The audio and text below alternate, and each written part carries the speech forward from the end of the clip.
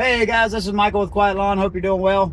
I wanted to go through these stages of growth that I've experienced with my lawn care business and that you might experience with yours, depending on how far you want to go with it.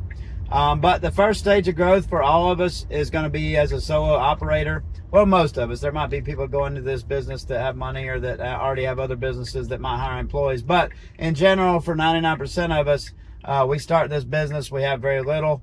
We're starting from scratch, and we start out as solo operators.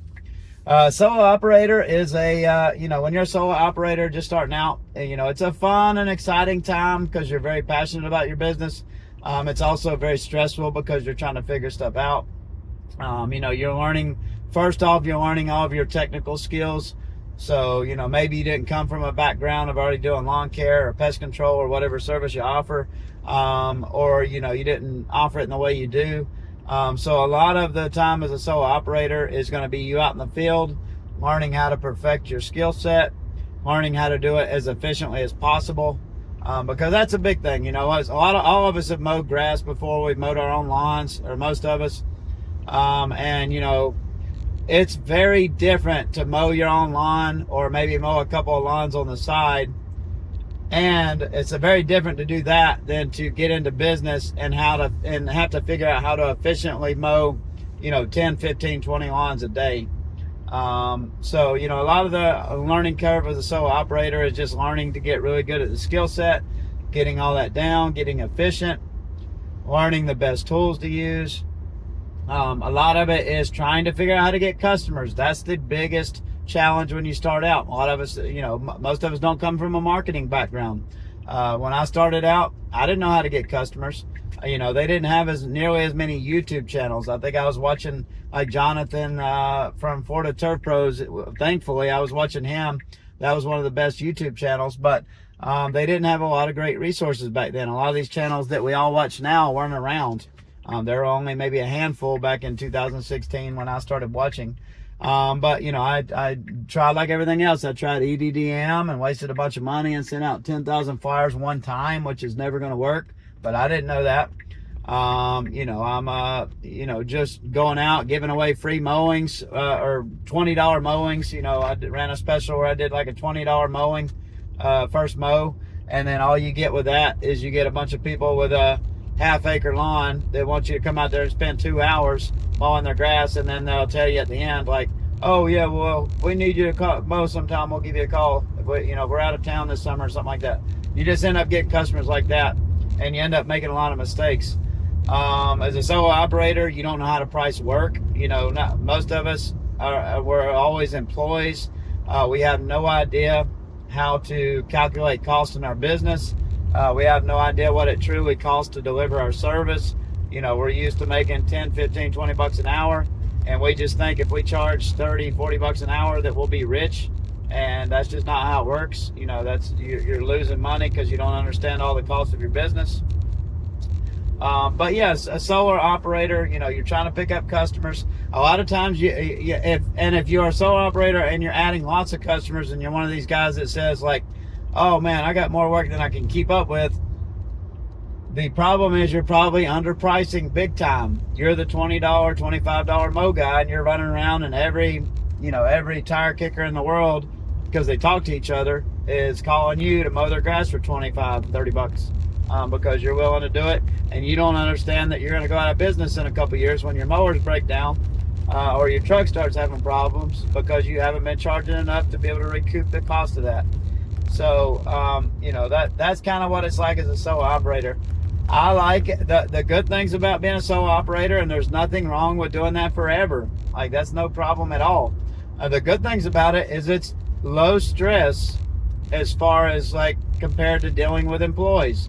Employees is the hardest part, in my opinion, of owning any business, having to deal with employees. It's just tough. It's a whole different skill set. Employees are never going to treat your business like it's theirs because it's not theirs, and you can't blame them for that. But solo operator, you can have a really good life as a solo operator. You can go out there, eventually it might take you 5 or 10 years, depending on how good you are. It could take you 1 year if you're pretty good at building your business and pretty savvy. But you could get 50, 100 customers and, get the price very profitably, continually raise your prices and replace low paying customers with high paying customers. And you could eventually get it to where you can take home 75 or 100 grand as a solo operator if you get your business running efficiently enough and you have everything priced right.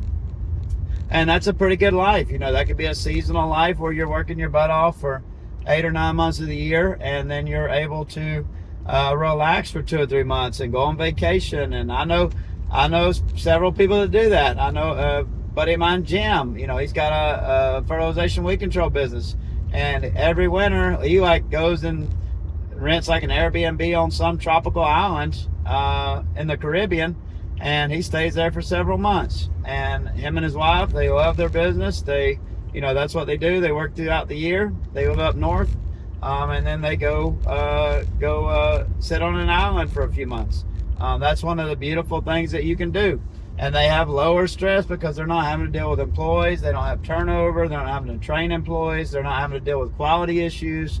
All that stuff that comes along with being an employer. So that's kind of what solo operator looks like. For most of us, it starts to get tough. You want to grow your business. You start to fill up your schedule to where you booked yourself out within the first year or two, and you need some help.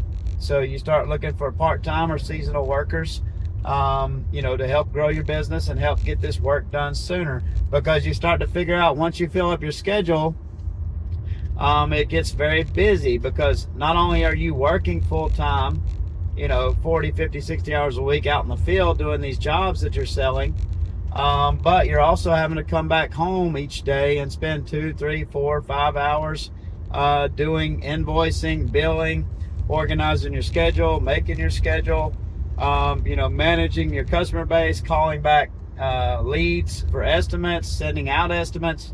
It's just a lot, and you start looking to hire either your first employee in the office or out in the field. So in the next video, I want to talk about the second stages, which is when you start to hire part-time or seasonal workers.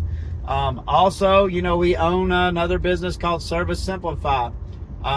It's we basically are a customer support service for your lawn care landscaping business. Our people have helped me build my businesses. They can answer your phones, answer your emails, help you do sales, send out estimates. Basically, they can help you scale your business. They're basically my team that's helped me build my business and about a dozen others in the lawn care space, and they can help you with yours. And we have plans starting at $4.99 a month, which you can't hire an office person for 5 hours a week for that. But you can see that at servicesimplify.com. But in the next video, I want to talk about the second stage of growth, which is when you start hiring your first employees, seasonal and part-time employees. I hope this is helpful. Please leave your comments and your own experience below, and I'll see you in the next video.